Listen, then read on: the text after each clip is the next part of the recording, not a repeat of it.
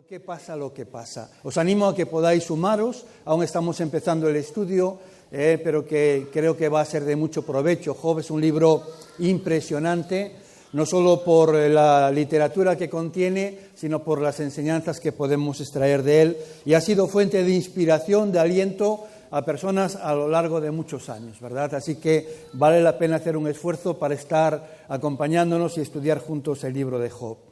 ¿Por qué? ¿Por qué todas estas cosas? Bueno, hay un antiguo proverbio árabe que dice que si solo tuviéramos días de sol, solo existirían desiertos. Se entiende, ¿verdad? No hace falta añadir nada. Lo cierto es que para que una persona madure necesita tiempos buenos y malos. La vida es una mezcla de dolor y de placer, de victorias y de derrotas, de éxitos y de fracasos. Y hoy me gustaría precisamente hablar de esto, de los aspectos más negativos, de los fracasos, de los valles sombríos por los que tenemos que atravesar en ocasiones en nuestra vida. He estado investigando, la verdad es que con pocos recursos y tampoco con demasiada dedicación, pero sí que me surgió la curiosidad de ver si había alguna explicación al origen o qué ocasionó que en la Biblia la palabra valle venga muchas veces asociada a situaciones difíciles de la vida. No he encontrado la respuesta, decir que no encontré ningún libro de los que he leído o en la web explicaciones a esto. Supongo que nadie más ha tenido esta curiosidad, pero no me rendí y seguí especulando e imaginándome de dónde viene esta asociación entre el valle con una situación difícil. Y pienso, para mí al menos tiene algún sentido, que a lo mejor tiene que ver esta asociación de ideas con el hecho de que en los valles es donde se desenvolvían las batallas. Los ejércitos acudían a encontrarse y en el valle es donde ocurría el pleito, donde pues muchas veces quedaba sembrado de cadáveres, de sangre, ¿verdad? Y por tanto el panorama final del valle era algo espantoso, algo trágico. O quizás también porque en el valle es el lugar donde la persona está más desprovista, menos protegida y por tanto más vulnerable a ser asaltada. A lo mejor para muchos era una situación de temor atravesar por los valles por el hecho de que quedaban expuestos a la vista de asaltantes y que ahí pues no había lugares para refugiarse. No obstante, sin entrar a fondo ni querer determinar cuál es la respuesta, podéis tomar algunas de las que yo me figuro o no tomarlas. Lo cierto es que en la Biblia encontramos esta asociación. Así, por ejemplo, Josué habla del Valle de la Calamidad, en el Salmo 84 se nos habla del Valle de las Lágrimas, Oseas habla del Valle de los Problemas, Joel menciona el Valle de la Decisión o, como traduce la palabra, del veredicto, y Ezequiel habla del Valle de los Huesos Secos. ¿Os dais cuenta de que algunos de los valles más famosos de la Biblia presentan situaciones difíciles, situaciones comparables a las que tú puedes estar pasando en tu vida o que vas a pasar en algún momento de tu vida? Así, por ejemplo, cuando Kedorlaomer, rey de Elam, junto con otros 3 reyes, declararon la guerra a los reyes de Sodoma y Gomorra y otros 3 reinos que se les asociaron. Justo esto ocurrió en el Valle de Sidín. Allí se realizó la batalla que enfrentó a estos 4 reinos contra 5 reinos, y nos dice en Génesis que en todo el Valle de Sidín había muchos pozos de asfalto natural, y cuando los reyes de Sodoma y Gomorra quisieron escapar de la batalla porque se decantó a favor de Kedorlaomer y sus aliados, fueron a caer en los pozos. Así que Sidín es un valle que puede representar perfectamente los fracasos en la vida. Es el lugar donde tropiezas, caes y quedas entrampado, quedas atascado. ¿Y cómo uno termina en un valle como este? Bueno, pues si quieres caer en un sitio así, haz lo mismo que hicieron estos reyes, huye de algo. Mientras ellos huían, dice la Biblia, que tropezaron y cayeron y quedaron atrapados. De igual manera, cuando tú huyes de los problemas, de tus compromisos, de tus responsabilidades, es fácil que tropieces, caigas y que quedes atascado. Esto le ocurrió a David también. En un momento determinado, él pensó que no era necesario que él acudiera al frente de las tropas en cada batalla y decidió quedarse en el palacio. Y allí, claro, como no estaba acostumbrado, es lo que le ocurre a la gente adicta al trabajo, ¿verdad? No estaba acostumbrado a no hacer nada, estaba ocioso, paseaba aburrido por la terraza de su palacio y observó a una joven vecina que estaba bañándose en la azotea de su casa. Y eso propició que la deseara al final, que tuviera una relación ilícita con ella, una relación adúltera, y finalmente no solo cayó, sino que quedó entrampado en esa situación buscando cómo colgarle el embarazo de la mujer a su marido para disfrazarlo, para ocultarlo. Y en todo esto no encontró soluciones porque topó con un hombre íntegro. Un hombre que no estaba dispuesto a la comodidad mientras sus tropas estaban en el frente durmiendo en el suelo. Un hombre que no se dejaba vencer por los sobornos, por las sugerencias que le hacía el rey. Y al final tuvo que terminar provocando su muerte, un asesinato inducido. Así que David, por cuestión de huir de sus responsabilidades, de sus obligaciones, de sus compromisos, terminó cayendo, tropezando, cayendo y al final entrampado en esta situación. Luego Dios le sacaría de ese hoyo, pero no obstante, él se vio ahí por esta misma situación. El Valle de Sidim es un lugar vergonzoso. Es ese lugar en nuestras vidas que quisiéramos borrar de la memoria, no acordarnos de que hemos tropezado en eso. Es tu fracaso público.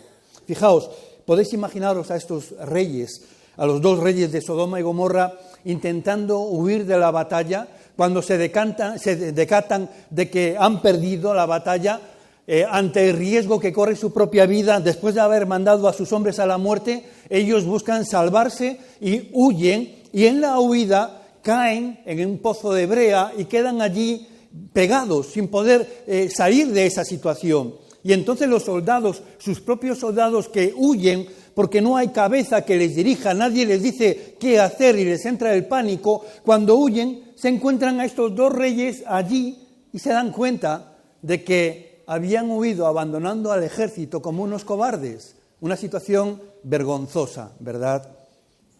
Ahora, ¿cuál es tu Sidim?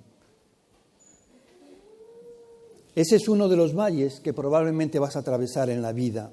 ¿De qué estás huyendo? ¿Cuáles son tus pozos de asfalto? En realidad no importa dónde te hayas quedado atascado o cómo te hayas quedado atascado o en qué punto te encuentres. Sea lo que sea, Jesús puede sacarte. Y hablaremos de cómo más adelante. Otro valle señalado en la Biblia es el Valle de Ela. Es muy conocido porque allí fue donde David luchó contra Goliat. Ela es el valle que representa el conflicto. Allí cuando te enfrentas a montañas, a gigantes. Dice el texto bíblico que con el valle de por medio, los filisteos y los israelitas tomaron posiciones en montes opuestos. Esto representa perfectamente lo que es para algunos el matrimonio.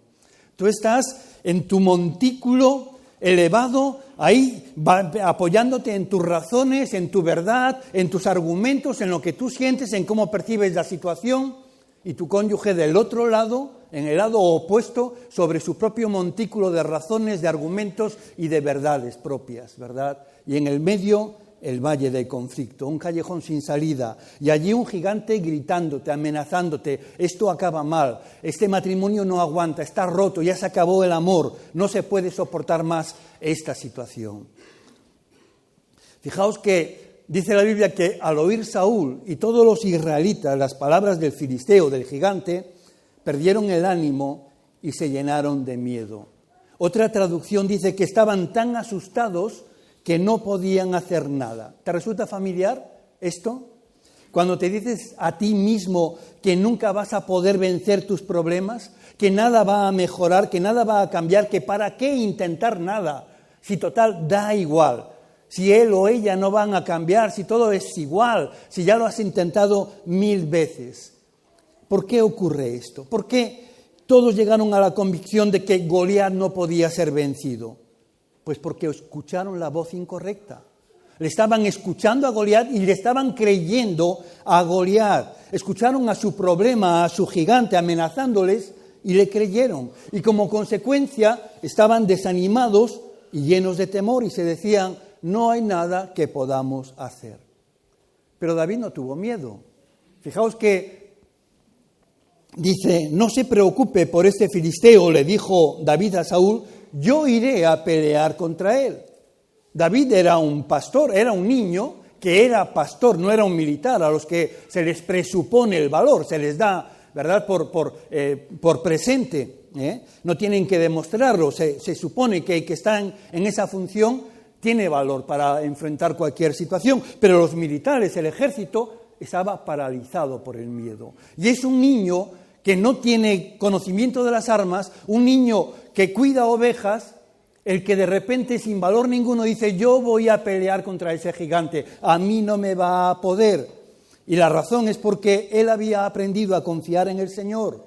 Él había aprendido que en su vida cotidiana, en su trabajo como pastor de ovejas, cuando había enfrentado gigantes, llámese león, llámese oso, llámese cualquier circunstancia más grande que él, Dios le había ayudado. Y por tanto sabía que si Dios estaba con él, nadie podría hacerle frente. Por eso va con toda la confianza en el nombre del Señor a enfrentar a este gigante que tenía paralizado a todo un pueblo, a todo un ejército. David es el que escribió, el Señor es mi pastor. Nada me falta. Lo tengo todo lo que necesito para enfrentar esta situación, para encarar este problema. Un tercer valle es el valle de Baca. Leemos en el Salmo 84, cuán bienaventurado es el hombre cuyo poder está en ti, en cuyo corazón están los caminos a Sión. Pasando por el valle de Baca, lo convierten en manantial. También las lluvias tempranas lo cubren de bendiciones. Van de poder en poder, cada uno de ellos comparece ante Dios en Sión. Baca significa llanto. La mayoría de las traducciones que tenemos, y si alguno lo busca en su Biblia, si no es la versión de la Biblia de las Américas, va a encontrar que ya nos da traducido este término. Decía, Baca significa llanto, y la mayoría de las traducciones lo traducen como el valle de las lágrimas, el valle de las lágrimas. Si querías llegar a Jerusalén, tenías que pasar por este valle. Este valle era en realidad un desierto, árido, seco, desolado. Allí nada crecía, nada era productivo, nada tenía fruto, solo había lágrimas. Baca es el valle del duelo y la esterilidad. Este valle representa una etapa árida en tu vida cuando tu gozo se ha secado. Quizás porque estás de duelo, tal vez seas tú el que estás llorando en ese valle de lágrimas. Cuando atraviesas por este valle te sientes seco. En realidad no sientes nada, no sientes a Dios, no hay gozo en tu vida, no hay energía, puede que te sientas deprimido, que todo se ha secado y quizás incluso pues estás llorando por dentro. Pero la clase de persona que Dios quiere que seamos es aquella que busca su fuerza en Dios y que tiene en su corazón los caminos del Señor. Es la que transforma las lágrimas en un manantial. Dios quiere posiblemente utilizar tus propias lágrimas para regar ese lugar árido y seco y transformarlo en un oasis. Estos, dice la Biblia, son los que irán de poder en poder. Eso es lo que Dios quiere hacer en nuestra vida. Y dice que un día, al final, ellos comparecerán delante de Dios en Sión. Ahora no lo sientes cerca, no ves a Dios, pero esto no va a ser así para siempre. Esto va a pasar y al final estarás en la misma presencia de Dios. ¿Qué debo de saber acerca de los valles? ¿Qué dice Dios acerca de ellos? Bueno, hay 5 hechos que necesitamos recordar cada vez que atravesemos por una época difícil. El primero de ellos es que los valles son inevitables. Van a suceder, así que debemos contar con ellos. Alguien decía que lo necio es no estar preparados para algo que sabes que va a ocurrir sí o sí, como por ejemplo la muerte, ¿no? El hecho de postergarla, negarla, el hecho de creer que nunca te va a ocurrir a ti es necio, es estúpido, ¿verdad? Y si sabes que va a ocurrir, pues haz preparativos. Asegúrate de que tienes todo lo necesario para encarar con paz ese viaje. Al igual que si sabes que vas a tener un examen y esto va a ocurrir, pues no esperes al último día, prepárate para poder ir con paz, con tranquilidad y con seguridad a enfrentar esa situación. Todos estamos en una de estas 3 etapas, lo he dicho muchas veces. O acabas de salir de un valle, de una situación difícil, o ahora mismo estás en medio de ella, o estás dirigiéndote a ella? Estamos todos en esta situación. Jesús dijo, en el mundo tendréis aflicción. No es una cuestión de si ocurrirá o no ocurrirá, sino de cuándo va a suceder.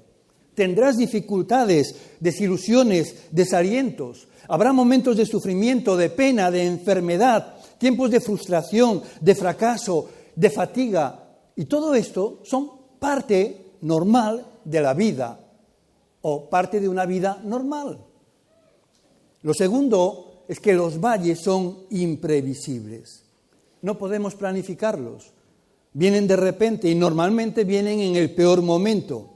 O yo no sé si es esa coincidencia que hace que se resalte. Pero yo no sé si vosotros habéis tenido un pinchazo. Ahora con lo bien que están las carreteras ya es más difícil. Pero yo recuerdo el último pinchazo, ya hace muchos años que yo recuerdo, fue precisamente estando de vacaciones, ahí pasando unos días en el camping, yo creo que fue en Los Molinos, que estábamos la familia allí hace muchos años. Ya él tenía un campeonato, creo recordar, esto me lo puede confirmar mi esposa, que tiene mucha mejor memoria para los eventos, es una memoria histórica.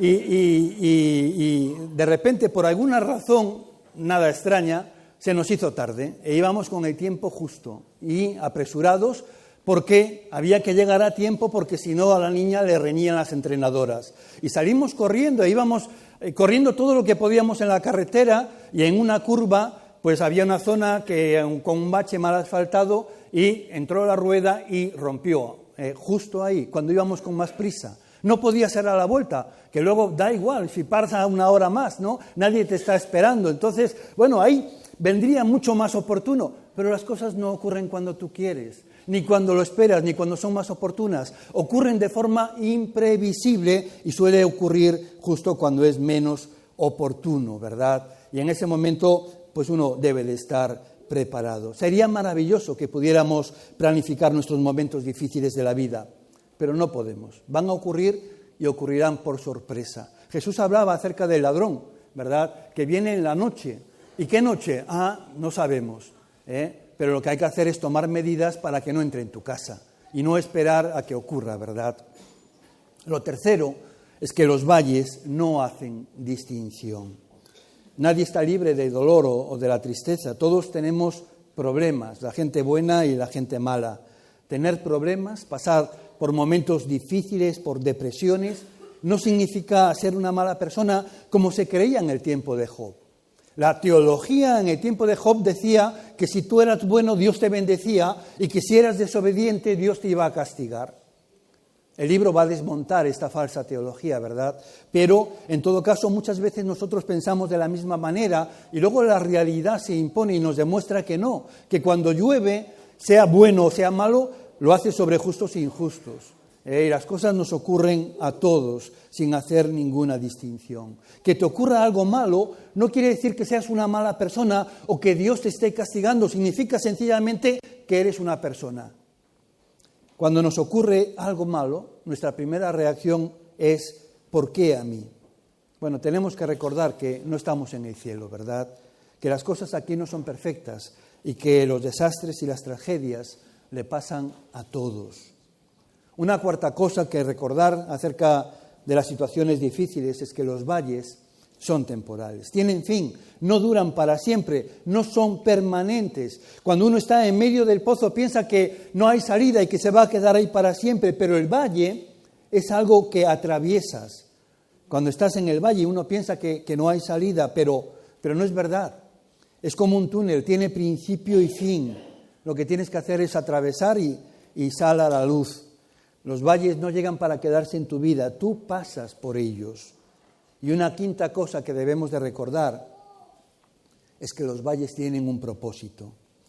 En primer lugar, Dios quiere modelar nuestro carácter a través de ellos, quiere que maduremos. Él quiere que desarrollemos un carácter semejante al de Cristo. Esa es la meta de Dios para cada uno de vosotros. Él quiere que os parezcáis a su Hijo. Y Él está más interesado en nuestro carácter que en nuestra comodidad o nuestra conveniencia. Por ello va a permitir que pasemos por valles. Dios tiene un plan maravilloso para tu vida, lo creo, firmemente. Pero hemos de entender que es maravilloso desde la perspectiva de Él, no desde la nuestra. Para nosotros maravilloso significa comodidad, salud, todas las facturas pagadas, no tener deudas, estar felizmente casado, que tus hijos sean obedientes y tengan una buena conducta, tener un trabajo agradable y bien remunerado y la expectativa de que nada que no sean bendiciones, éxito y prosperidad para siempre vendrá a nuestra vida. Eso es maravilloso para nosotros. Pero el maravilloso plan de Dios no es así. Pablo escribe acerca de él y dice: también nos alegramos al enfrentar pruebas y dificultades, porque sabemos que nos ayudan a desarrollar resistencia. Y la resistencia desarrolla firmeza de carácter y el carácter fortalece nuestra esperanza segura de salvación. Y esa esperanza no acabará en desilusión, pues sabemos con cuánta ternura nos ama Dios, porque nos ha dado el Espíritu Santo para llenar nuestro corazón con su amor. Qué bien que termina diciendo esto, porque sabemos cuánto nos ama Dios. Y nos ama, y a pesar de ello vamos a estar atravesando pruebas y dificultades, porque necesitamos desarrollar resistencia y fortalecer nuestra fe y nuestra paciencia y nuestro carácter. Así que menos mal que sabemos que en medio de todo eso Dios nos ama y está ahí, ¿verdad? Ahora, el segundo propósito de las pruebas, de las circunstancias difíciles, es que la fe es precisamente edificada en los valles de la vida.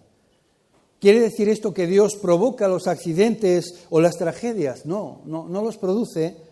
Dios es bueno, no causa mal alguno, pero Dios puede usar los accidentes y las tragedias, el mal que otros nos hacen, y convertirlo en un bien, al usarlo para formar nuestro carácter o para bendecir a otros.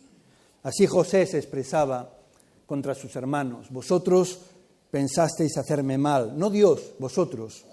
Pero Dios cambió ese mal en bien para hacer lo que hoy vemos, para salvar la vida de mucha gente. Ahora, con esto que sabemos, ¿qué es lo que debemos de hacer?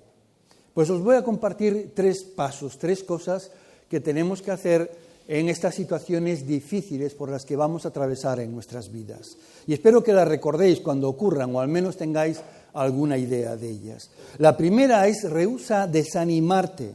Dice el salmista: aunque ande en valle de sombra de muerte, no temeré mal alguno.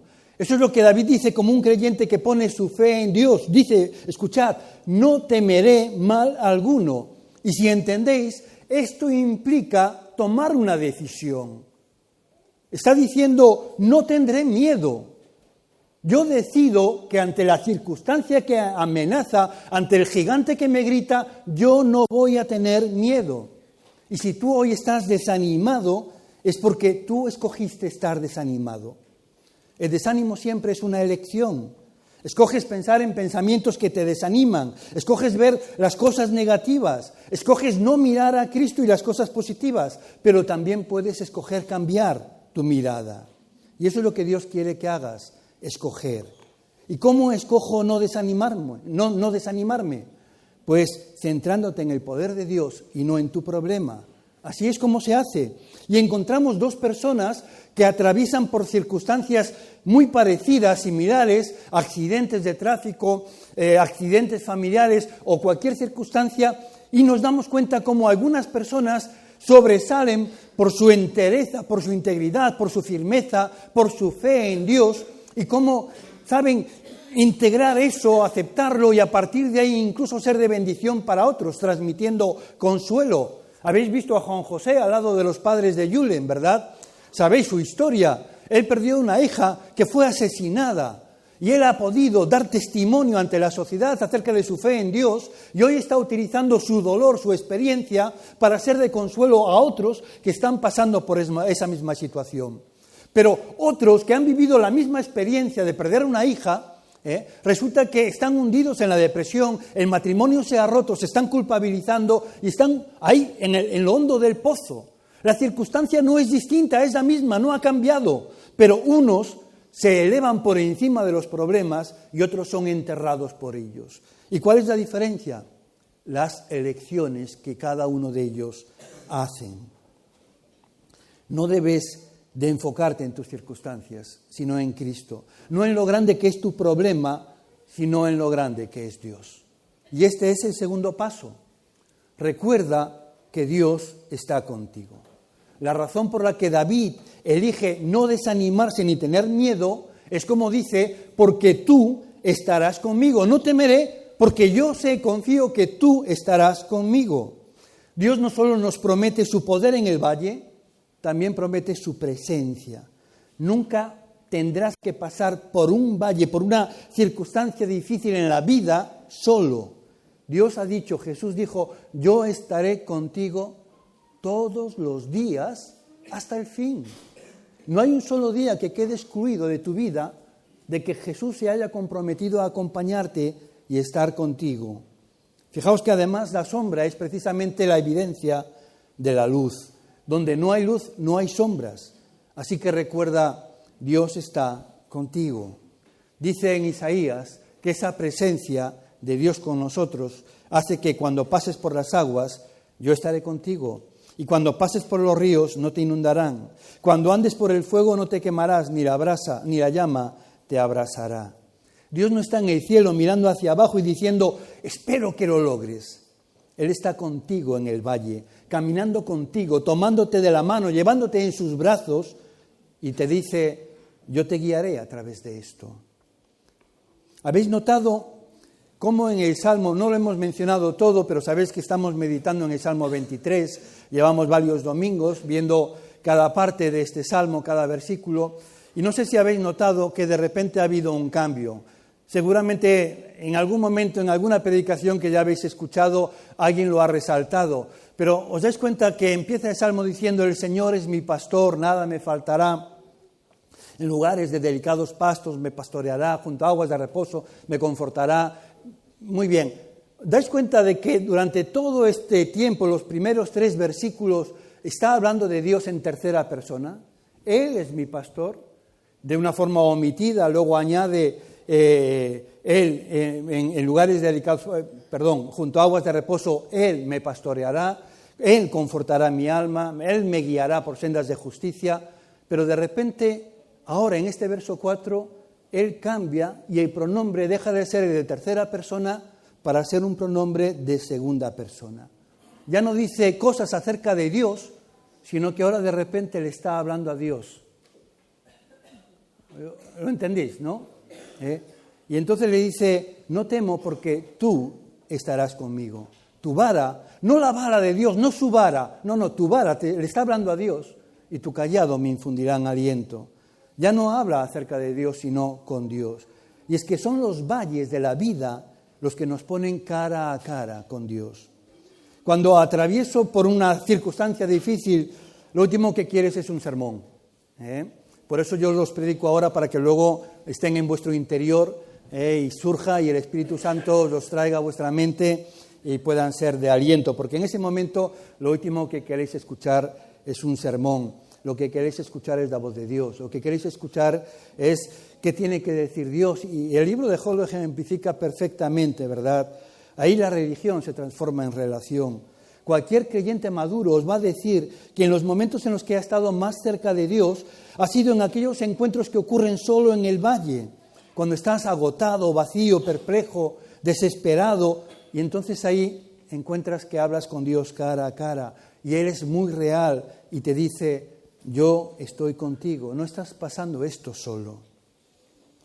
Una tercera cosa que tenemos que hacer es confiar en la protección y la dirección de Dios.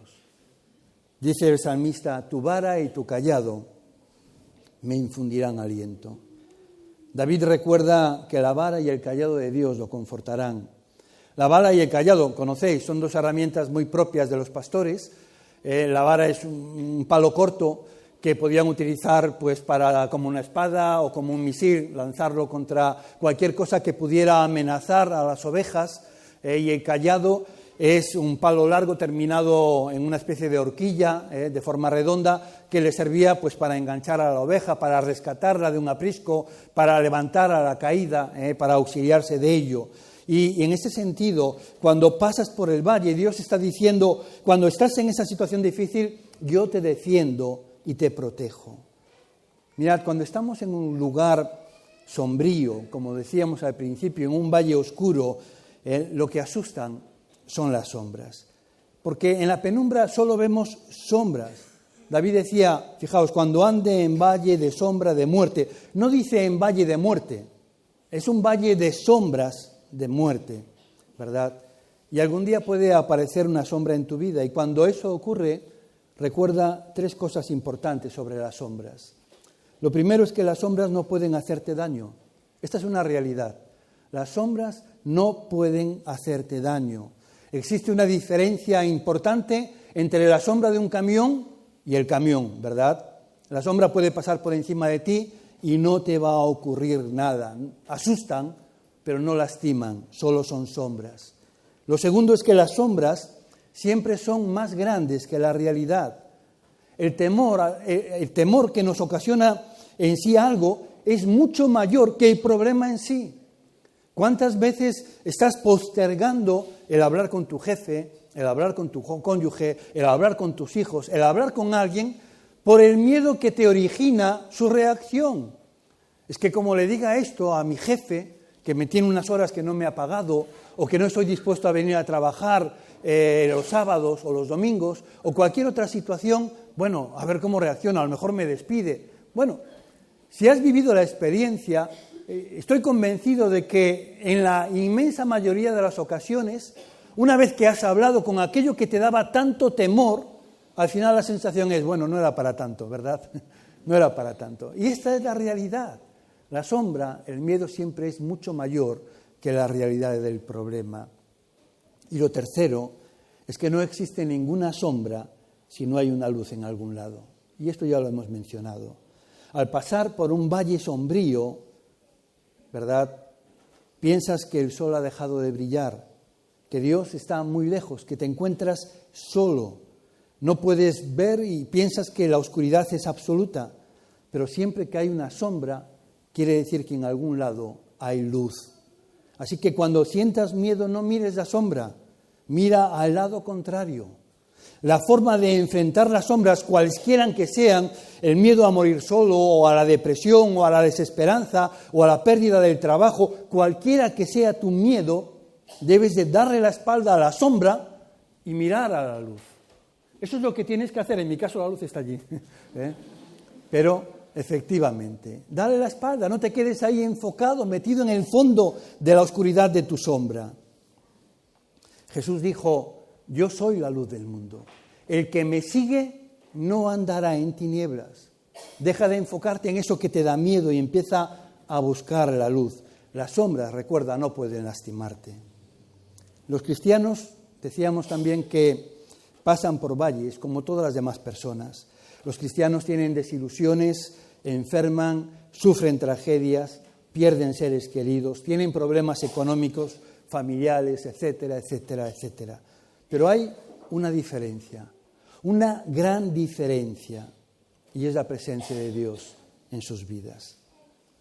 Yo no sé si tú cuentas con esa presencia en tu vida que te ayude en los momentos difíciles. Si no es así, tienes que saber que para que Dios te pueda ayudar en esos momentos, para que no te sientas solo, para que realmente Él pueda confortarte, para que pueda protegerte, para que pueda defenderte con su vara y su cayado, primero necesitas hacer de Él tu pastor. Él tiene que ser tu pastor. Es entonces cuando nada te falta. No te falta su presencia, no te falta su poder.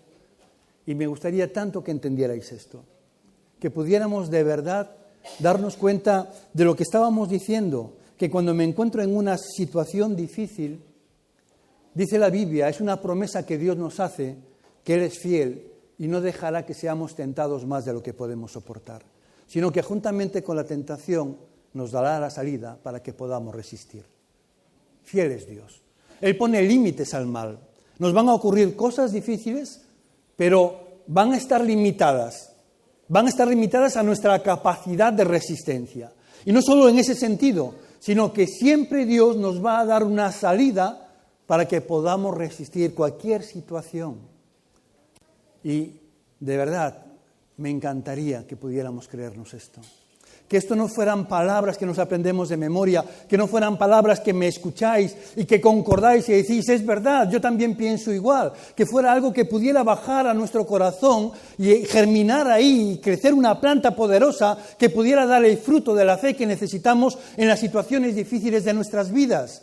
Que cuando estamos en eso podamos hacer la elección correcta. Que hasta cuándo vamos a estar claudicando, divididos entre dos pensamientos. Si Dios piensas que no te puede ayudar en tu situación, pues haz lo que bien te parezca. Pero si crees que Jesús es el Señor, entonces créele a Él. No le creas a tus gigantes. Cree lo que Él dice en su palabra. Cree que lo que Él dice es verdad, que Él cumple, que Él va a estar contigo en esa situación, que no te deja solo, que no te desampara. Cree lo que dice la Biblia, que tú eres aquello que Dios dice que tú eres, no lo que digan los demás. Que tú eres en todas estas cosas, tribulaciones, todo tipo de problemas, más que vencedor. Que si Dios está contigo, ¿quién podrá hacerte frente? Que cualquiera que sea la situación que vas a atravesar, podrás hacerle frente, porque Jesús te va a dar la fuerza y una salida. Y va a limitar el mal, para que tú puedas resistir. Tienes que creer que Dios está atento a tus súplicas, que cuando le invocamos en el día de la angustia, como se nos decía, ¿verdad? Él escucha y nos libra y espera que le honremos con ello, que nuestra vida sea para honra de su nombre. Pero tenemos que dejar de estar divididos, de creer lo que nos conviene y cuando estamos en momentos difíciles entonces nada sirve. No, la fe no es para cuando las cosas están bien. Es para la tormenta, la fe es para los momentos de dificultad. Ahí es cuando te tienes que levantar y decir, no, los gigantes me dicen esto, pero yo le creo a Jesús, yo creo a Dios. Y por tanto elijo no tener miedo, elijo hacerle frente en el nombre de Jesús, porque sé que Él está conmigo y Él me va a hacer más que vencedor. Elijo no estar deprimido, elijo no estar rendido, elijo esperar lo mejor. Y esto no es algo de creer que solo, como decíamos antes, lo que es maravilloso para nosotros, solo lo bueno, solo las bendiciones, solo el éxito, solo la prosperidad para siempre jamás es lo que... No estoy hablando de esto. Hay situaciones difíciles y a veces muy prolongadas en el tiempo. Y entonces es cuando nuestra fe se pone a prueba. Si solo duraran una hora, bueno, cualquiera aguantaba, ¿verdad? No necesitábamos ni siquiera a Dios para ello. El problema es cuando estás meses esperando ese trabajo. Es cuando estás meses luchando con dificultades en tu matrimonio. Es cuando estás años con un hijo rebelde y no viendo futuro a esa situación. Ahí es cuando se pone a prueba la fe. Pero ahí es cuando tienes que mantenerte firme, afirmarte y decir, yo le creo a Dios. Ahora, para llegar a este punto, decía, necesitas que Dios sea tu pastor. Y yo no sé si tú has tomado esta decisión en algún momento de tu vida.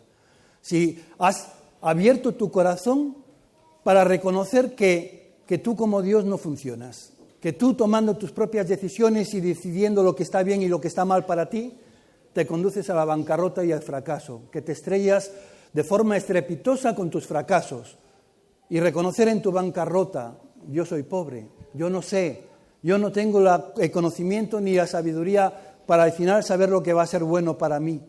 Y por tanto necesito a alguien que me guíe a través de tantos valles como encuentro en mi camino. Necesito a alguien que, como ese buen pastor, me indique de dónde apartarme, qué es lo que no debo de hacer y cuál es el camino correcto.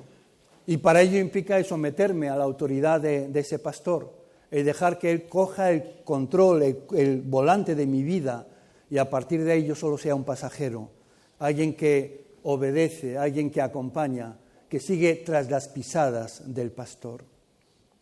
Si tú quieres hoy tomar esta decisión, yo te invito a que ahí donde estás puedas levantar tu mano. Esto es un símbolo, la mano, es decir, solo nos permite saber que estás tomando esta decisión y el poder orar por ti ahora para que Dios fortalezca tu voluntad, te acompañe y te bendiga y como iglesia acompañarte. Todos la mayoría de los que estamos aquí, tomado esa decisión en algún momento, sabemos la lucha que estás ahora desarrollando en tu interior, sabemos que hay un enemigo de tu alma que no quiere que tú tengas una relación con Dios de tal calibre, ¿verdad? Y que se va a oponer y va a despertar dudas o levantar gigantes de vergüenza, de timidez, de lo que sea. Yo te digo, es que vale la pena, no tengas miedo ni sientas vergüenza. Jesús no la tuvo de ser expuesto desnudo en una cruz y lo hizo por ti, ¿verdad? Entonces no tengas tu vergüenza de decir yo soy un seguidor de Cristo, y menos en este contexto, donde no vas a ser rechazado, ni juzgado, ni criticado por eso, sino todo lo contrario, aplaudido, porque nos alegramos, hay gozo en el cielo cuando un pecador se arrepiente. Y si tú quieres hoy tomar esa decisión, levanta tu mano. La mano no es lo que te salva, no es lo que cambia tu vida. Como decía, nos permite conocer que estás tomando esta decisión, y lo que queremos hacer es orar por ti y luego acompañarte en el proceso de este caminar en el que todos estamos juntos, ¿verdad? Lo importante es lo que ocurre en tu corazón, si esa rendición es sincera, si realmente quieres que Jesús venga a ocupar el trono de tu vida y a ser tu Señor y tu Dios. Si es así, yo te invito a que ahora puedas levantar tu mano y seguidamente estaremos orando por ti. Dios te bendiga, Dios te bendiga, Dios te bendiga, Dios te bendiga, Dios te bendiga, Dios os bendiga, Dios te bendiga también, Dios te bendiga. No sé si he visto todas las manos levantadas, no es tan importante esto, ¿verdad? Porque lo importante es que Dios te ve, Él ve tu corazón y Él va a responder a tu clamor. Vamos a orar, ¿os parece? Padre, y queremos en este momento darte gracias, Señor. Estamos llenos de gratitud, Señor, porque sentimos que tú eres bueno, que a lo largo de nuestras experiencias en diversos valles, realmente hemos podido ver momentos de debilidad en nosotros, incluso de dudas, de incertidumbres, de temor, pero tú las has disipado y al final, cuando miramos para atrás, vemos tu mano y confirmamos que realmente tú estabas ahí con nosotros. Gracias porque en ningún momento nos dejas solos, porque nos das fuerza, porque nos permites, Señor, entender el camino por el que debemos de andar y nos guías por camino bueno. Gracias, Señor, porque tu palabra no está lejos de nosotros, sino al contrario, muy cerca, está en nuestro corazón y en nuestra boca. Y queremos confesarla, queremos poner en nuestra boca lo que creemos, queremos ponernos de acuerdo contigo y decir lo que tú dices acerca de nuestras circunstancias y acerca de nosotros, de quiénes somos nosotros. Y queremos bendecirte, Señor, especialmente ahora como iglesia queremos interceder por estas personas que hoy quieren tomar esta decisión de caminar a tu lado, de dejar que tú entres en sus vidas y ocupes el trono de sus corazones, Señor, para llevar la dirección de sus vidas y que ellos puedan seguir tus pisadas. Sabemos que es una decisión importante, trascendental, que lleva aparejadas múltiples bendiciones, Señor, y que oramos para que ellos puedan reconocer y ver en sus vidas cada una de ellas, que nada les pueda ser arrebatado por el enemigo, que puedan vivir en la vida plena y abundante que tú has venido a darles, y que ellos puedan experimentar la presencia de tu Espíritu Santo, fortaleciéndolos y acompañándolos ahora y siempre. Oramos en el nombre de Jesús. Amén.